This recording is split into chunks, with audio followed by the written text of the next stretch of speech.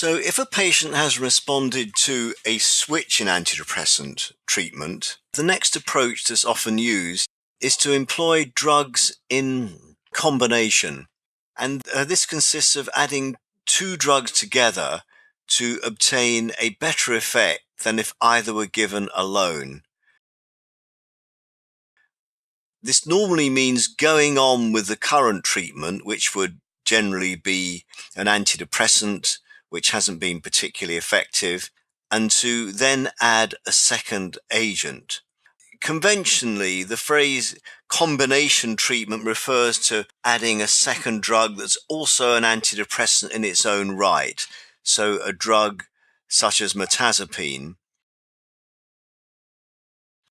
Augmentation consists of adding a drug that's not normally thought to be an antidepressant by itself, but can produce an antidepressant effect when added to an ineffective antidepressant treatment. An example of this would be lithium. In fact, though, people tend to swap between the two kinds of expressions. Combination or augmentation are used fairly interchangeably. Generally, augmentation treatment seems a bit more effective than switching, particularly if patients have made a partial response to the first treatment.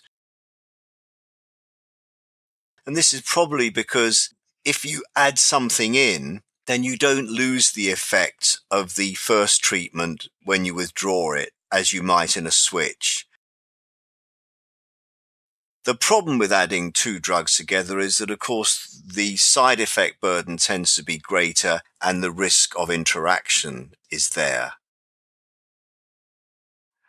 So just to summarize the key points there, adding a second drug in either combination or augmentation is slightly more effective and faster acting than a switch-in treatment. On the other hand, there is a greater risk of side effects and drug interaction.